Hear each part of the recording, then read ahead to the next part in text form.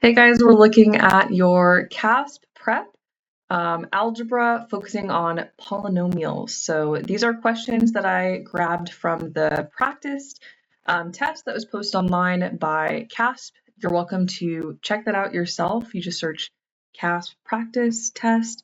It will pop up their website. You use the guest code to jump in and try it for yourself. So this is a problem from there. So it's very likely that it will be something similar will be on your CAASPP math testing for the multiple choice computer graded portion. All right, so for this first question, it says select the expression that is equivalent to m squared minus 25. And we've got lots of different options here of what's going on. So we want to see which one is equivalent. So first of all, we might need to take a closer look at this question, at this binomial here, right? Two terms. And we're noticing this is m squared minus, and 25 is also a perfect square. That's the same thing as 5 squared, right? If you can agree. And we've got two numbers squared. The difference we're subtracting. So this is actually difference of squares. Difference of squares. Difference of squares. So the difference of squares, our formula is a squared minus b squared, right? The difference subtracting of these two squared numbers is equal to a plus b times a minus b. So if we did FOIL, the middle term would cancel, right? With FOIL, right, it's like x squared plus like 2x minus 4, I don't know, something like that, right? The middle term, where usually it's a combination of the two multiplied together, right, where we combine like terms, that one is missing. And why that's missing is because of this here. One of them is positive, one of them is negative. So when we FOIL, that middle term again is canceled out. Okay, so let's start there with difference of squares and see if that's an answer choice. So A and B, we did find that B, our second term, right?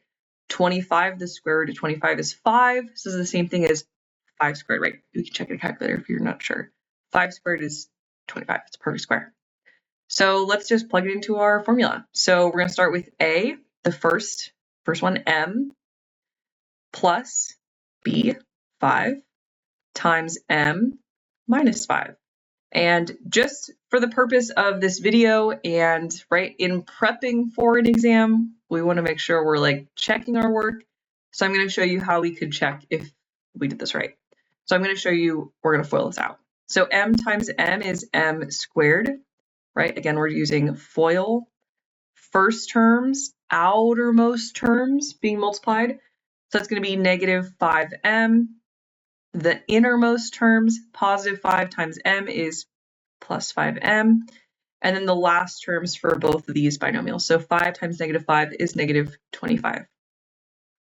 Negative 5m plus 5m, they do in fact cancel, leaving us with m squared minus 25, which is what we had from the beginning. So this is how we know we did it right. This is could be our answer. And it looks like that is option C for this one, option C. Also, kind of process of elimination, we could know it's not A and it's not B because they both have a middle term. And because it's the difference of squares, that middle term is going to be canceled. So it can't be those two. And this one here too, if we ended up working that out, right, when in doubt, you could always go back to the basics, go back to the answers and FOIL them, right, and see, do we get the same thing, right? So for this one, we'd end up with m squared minus 5m plus 25. So m squared minus 10m plus 25, right? So again, there's a middle term, which is not what we had. And also this is going to give us a positive 25, but it needs to be negative. So again, if you're really struggling while you're in the practice test or even in the exam, a good rule of thumb for studying for, getting trying to get the answer is look at the answer options, to work them out, see can we get back to that same answer. If we can't, right? Then we know, okay, that's probably not going to be the answer. All right, but this first one was difference of squares. Difference of squares. All right, we're gonna look at another one in the world of polynomials, and I know this is looking crazy. We're like, oh no, what's happening here? It's gonna be fine. We got this. I promise it's not as bad as it looks. I know it looks very intimidating. We got this. So enter an expression. So enter, this is one where you would type your answer.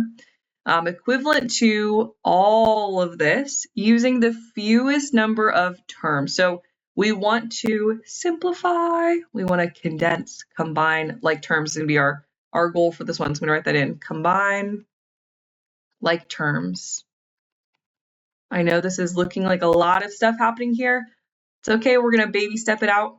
Because in this one we are subtracting, I'm going to do that last because there's going to be something weird going on there. So I'm going to deal with that one last.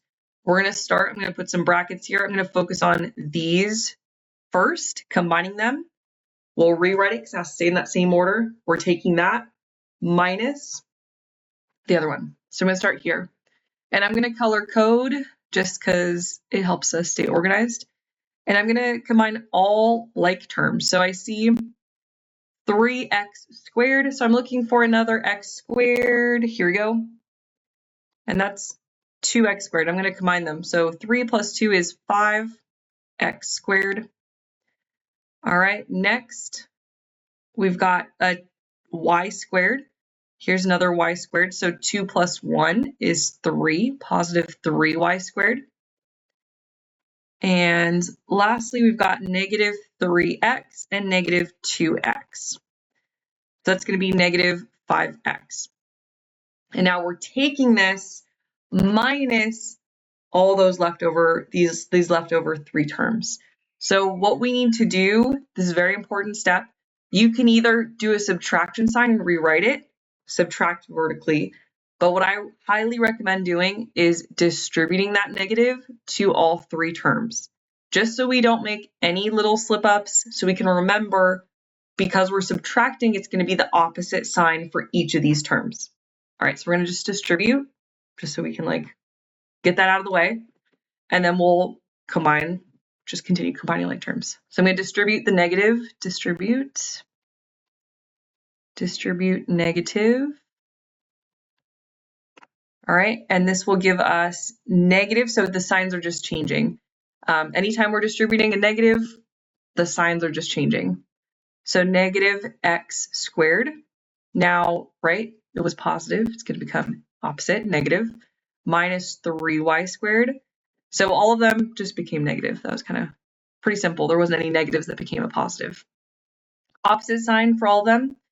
And now we've got, yet again, more like terms. So we're going to color code. So I've got the x squares. 5x squared minus x squared is going to leave us with positive 4x squared.